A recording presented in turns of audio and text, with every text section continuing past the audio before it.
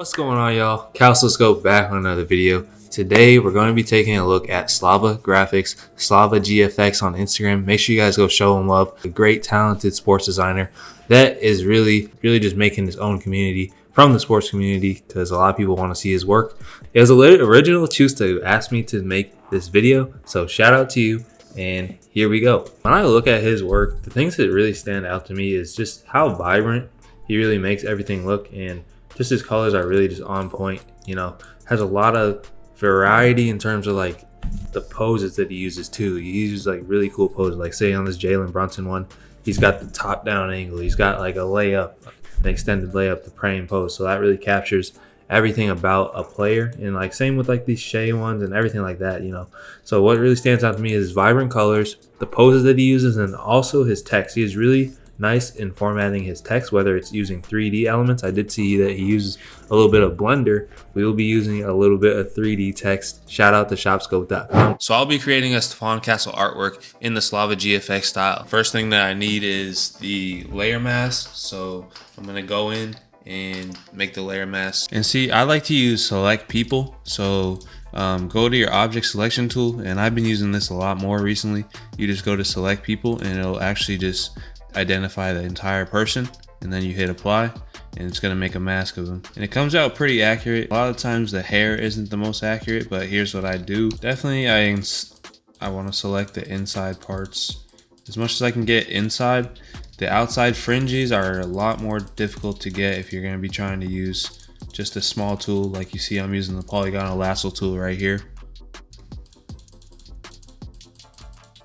Alright, so I hit my layer mask icon, and then you see how so much of the hair is missing. So I take that and then I'll duplicate this a good amount of times so I can kind of get more of this back. I merge it together, make a layer mask, invert it, and I only paint back this part of the hair. So it's just a way to kind of get some detail on that hair back without getting a bunch of extra detail on the outside. Because see, if I start brushing that in, you get that stroke looking outline on the mask, which you don't want. And then make your background a different color so that you can see, you know, what's really happening here. Now this mask is going to be a little more difficult. Let's see what happens. The option that we have is going on Getty Images and finding basically a different pose that he's in the same type of pose, but we can take that hair and use it for this image. So we're only going to be selecting the hair from the second image that we're going to be using.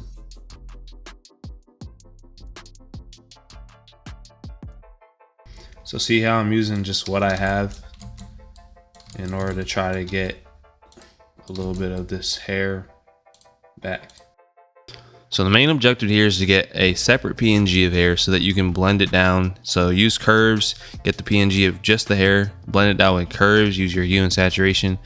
And this is the perfect method for kind of avoiding not wanting to use a photo because you can't mask out the hair well.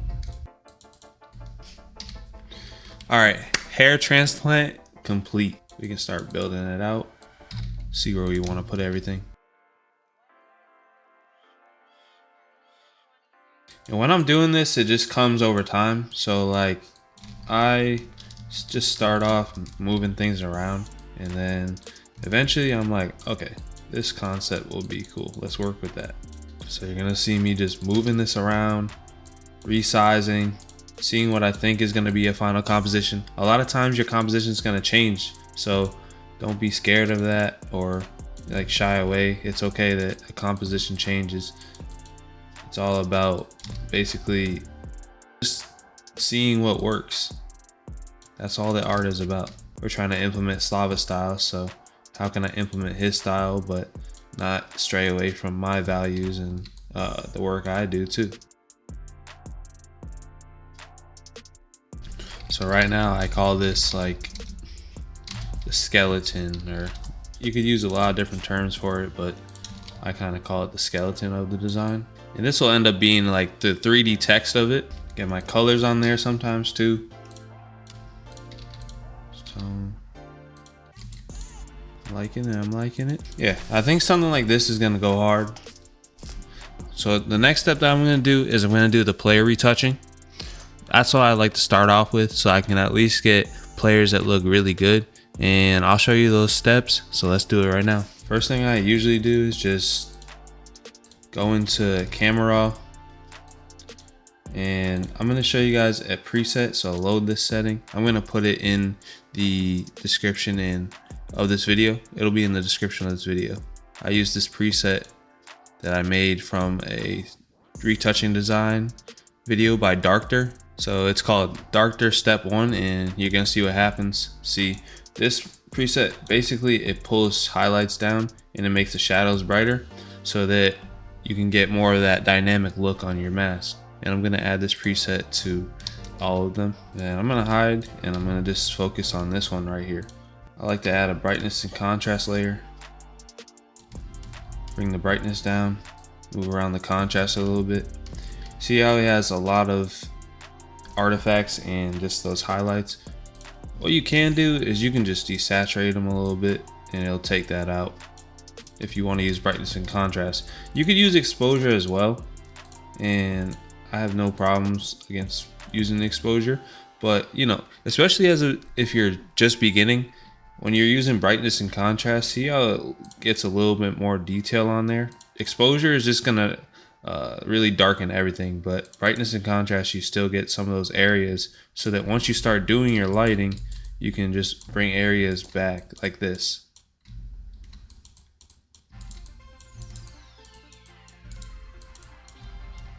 See that? It makes the guideline really much easier. So I'm going to use the mask, and I'm just going to use my mouse to do the initial retouching on Stefan Castle. Lower your flow down, just start clicking around. Basically, I'm going to pop up an Asaro head and follow the Asaro head, and you'll be able to know where you should put lighting points. So if I was looking at this canvas, and let's just reset this layer mask. See how he has highlighted parts that are naturally there, like up top on his forehead. This part's brighter, this part's brighter right here. This is also brighter. So look for those brighter parts and bring the light back to them. And that's how you're gonna start making your characters look a lot more dynamic. See that? And he makes it look like popped out on the skin and popped out everywhere. So that's how you're gonna do that. And you don't always have to use the pen tablet. You can get a lot more advanced with the pen tablet, but the mouse definitely works fine as well.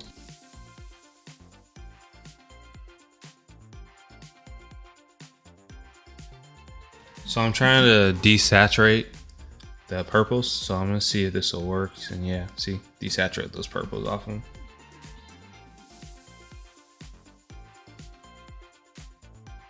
So see what I do on the eyes? When I get to the eyes, I just give them a little bit of oomph like that. Give them a little glow, and then you're gonna want to add another layer.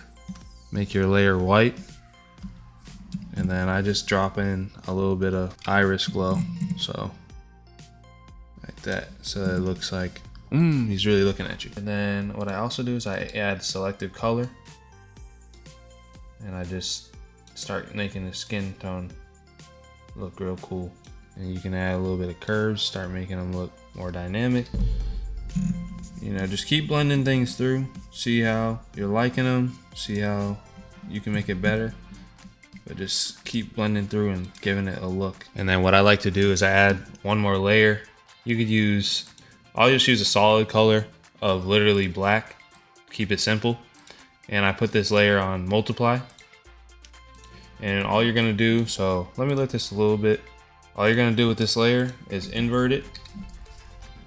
And then you're gonna paint a little bit of black on those shadows that are already there, but you're gonna deepen the shadows like this. See how I'm just deepening those shadows now?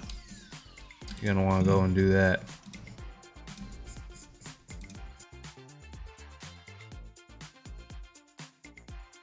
So what you're gonna start to see here is me on the actual pen tablet, and bro, when I tell you that the pen tablet really makes a difference, like, y'all should really invest into one, because it's gonna get everything that you need on point. The type of flow that you get from a pen tablet makes the painting that you do on retouching or coloring, the lighting, it makes it look so much more realistic and just artistic. So I as you're seeing here, I'm just flowing through it, man. Like, don't be afraid to really just take risk and paint in areas that you think might not even work, because you're gonna find out that, oh wait, I made a cool shape, like based off that Asaro head that I was talking about earlier.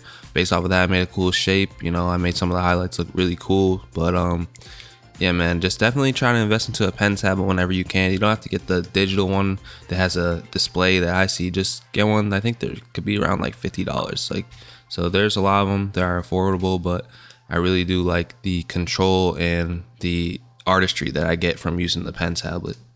One more thing you can do too is when you have your mask, you can feather it and it'll make like your coloring a little bit softer. Don't be afraid to feather as well.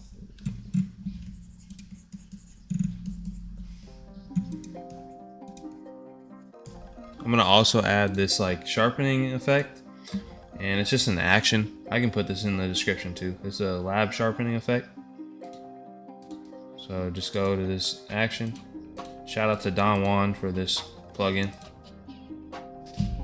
Well, action. Just click it, clip it, and see how it's just gonna add that sharpening to them. You can adjust the opacity so that it looks more sharp like the other two. I'm gonna start deciding where I want to put things. All right, so I'm seeing like a little bit more of the highlights on the other two masks than in Steph in the back. So I'm gonna use luminosity, because this is gonna give us, see how some of these highlights are like more white. His highlights at all, let's see, they're not very white, so this will help take the color and kind of blend more of the color. So it's always, you gotta look at these little tiny things that are making your mask look different and can blend things together.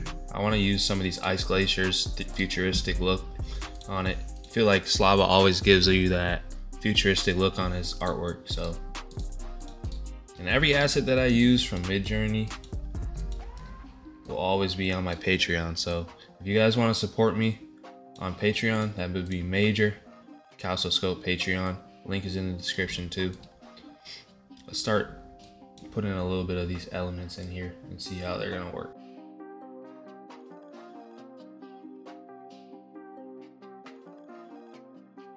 So see how like he has that blur in the front? You can do this in a similar way with this icy geometric pattern, whatever you want to call it. I'm using levels, get the background out of there easier. We'll drop the highlights, Command U, and just drop the saturation. Bring the color over, more similar to the jersey. This works well because it's already blurred here, so I don't even have to manually blur. All right, so I'm gonna use blur gallery, field blur. And for the field blur, see, you can move the blur. So in this spot, if you want it to be super blurred, see how I can move these points and I can manually adjust it. So that's what makes it really, really good. I'm gonna use our new pack on shopscope.com. It's a 3D text pack, and there's gonna be multiple of them, but we're gonna pull some 3D text from the glass iridescent textures, and we're gonna put it on Stefan Castle's design. Make sure you guys definitely take the chance to check out shopscope.com. The discount code is SHOPSCOPE for 15% off your order. We have packs on there, including the LUT pack, Fire pack, PSD bundles, trading card mock-up bundles, and everything in between that's gonna help you become way, way better as a designer in general. All right, let's size them down.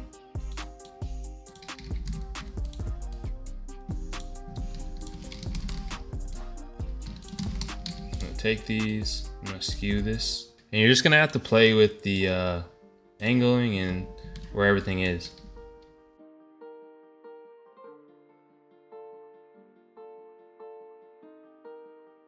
Next step is I'm gonna start implementing some glow, because you wanna start getting where is the light source gonna come from. So add a solid color and then pick a tone that's somewhere around the jersey color. We're gonna make the glows a little bit blue. Then we're gonna invert this mask and let's paint right on top of some of our assets. Drop our flow down. For this, I generally use my mouse. Here's what really starts making a difference is when you start putting glows near the player. And I'm just adding a layer, and I'm gonna add subtle light different places. And this will kind of start getting the vibe going. Start color balancing them a little bit to the scene too. So I'm dragging the sliders to make them a little more blue or cool, whichever way you want to say it. I can probably just copy this color balance to the next layer. And we can also throw on a LUT from the shopscope.com LUT pack. Yep.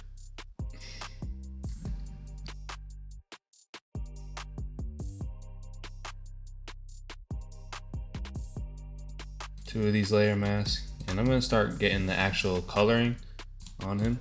So what I'm gonna do for this is use hue and saturation. Hue and saturation, add it, clip it, colorize, and make sure it's the right color. Bring your saturation up pretty far, maybe like 66. Add a little bit more brightness to it. Maybe it might not actually be that bright. Right there. All right, now make it brighter. Right click, get the blending options, and see how I have this underlying layer here. This is what's gonna let it blend nice and smooth so that when you're painting, you have a guideline. To separate these, hit Option or hit Alt, and that's how you separate these. So now it's feathered, and you'll have a smooth way to do your lighting once you start doing that. So that's gonna be our next step. So let's get right into it. When I'm going through and doing the lighting, it's a very similar process to when I was showing you guys how I was doing the brightness and contrast retouching. I'm finding those areas where I really believe the light's hidden. It's just a little bit different now because I know that my light source is coming from basically behind him, but the way I lit this as well is I made it look like the light's really wrapping around. So maybe he's like in a studio, type of like a photography studio. So that's the type of things you need to think about when you're doing lighting and the composition lighting for your subjects with the actual colors on them. What I use a lot of time for lighting my subjects is I look at photography from studio shots and a lot of movie posters. That helps me get the right trim and the right amount of blend for the actual color lighting. Something that's always good to add is adding inner shadow on the outside. I'm gonna show you exactly how to do it. Go on your layer, go to inner shadow. All right, so we're on the Stefan Capital right here. Let's choose a color. We're gonna bring it to maybe, just choose your angle and then adjust your colors as you see fit. So let's see, probably something like that. I have it on the outside of them. So once you make this, all right, and you see that my blending mode is on linear dodge, distance is 3, size is 29. So that's all good. You have the inner shadow made, but you need to make it into a layer. So you need to right click and then create a layer from the inner shadow and drag this layer all the way to the top. Then make a layer mask, and you're gonna brush out some of the parts so that it doesn't look unnatural. So see how on the inside right here it has a lot of haze? You wanna brush that out. Leave a little bit, but not much. Always remember on layer mask, black hides, white reveals a layer mask when you're painting. This can be a cool effect for inside of the text. So I'm just gonna use this as like something that can aid the glass looking on the text. Set the screen blending mode. So I'm just blending everything through. I'm gonna add a noise layer on top. It's gonna help bring some more texture to this scene. For the text on top, I still wanna have like Stefan.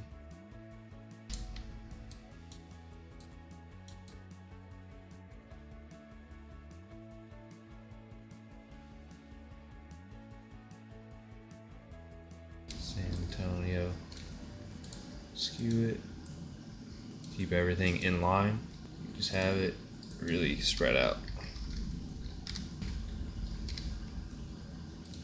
See, when you're doing this, just play around and you're gonna be able to find your own style, your own way to do it. So it's really good to go off of styles, but then, you know, find your own way. Biggest change I started to make was desaturating the blues on the composition just because it just fit in more and it fit the actual colors from the Spurs more. And then I also put this glitch layer in. All right, so now for the glitch effect, pay attention. So hit Command, Alt, Shift, E, make a new layer from visible. You're gonna make a duplicate, so hit Command J. All right, now you're gonna right click, go on blending options, and you're gonna go to one of these channels. See these channels right here, R, G, and B. All you gotta do is turn off one of the channels. I usually just turn off R because it's right there, it's initial. Turn it off, okay? Now, when you move this, you're gonna have that RGB effect. See that? That's what's gonna give you that effect that he uses. And you don't gotta move it too much. You don't gotta go too crazy. Just move it up a couple, make a layer mask, and then just do the same thing.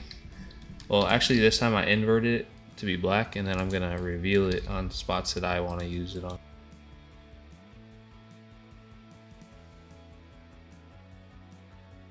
All right, then make one more layer from visible with a duplicate, and this is gonna be the blur layer. For this layer, you're gonna blur anything that's inside the letters that's catching detail. Because when you're looking through glass, you should have a little bit of focus issues. So it's gonna make this look a little bit better. And now, camera off. I'm usually able to go pretty light with camera at the end of the artwork. I'm really just in there checking the curves, checking the colors, and trying to just get that last blend together. So stay pretty light in camera for the most part. All right, y'all, so that's gonna do it for this video. Hope you guys learned a lot from SlavaGFX, a great creator, and trying to break down his style. Let me know if I did it in a great way. I tried to do my best as usual, but yeah, I had a lot of fun with it. If you guys are not a Patreon member, this is how you're gonna get access to the project file that you're seeing right now, and loads and loads and loads of other project files that I've done over years of content, man. So support me on Patreon, would really help out a lot. And the 3D letters that we use in this tutorial, all gonna be on shopscope.com, the 3D letter pack that is out now. So go look it up, support me, subscribe. Hope you guys really enjoyed this video. Let me know who I should make a video of next, or what the next idea should be down below in the comment sections. All love, stay scoped. Peace.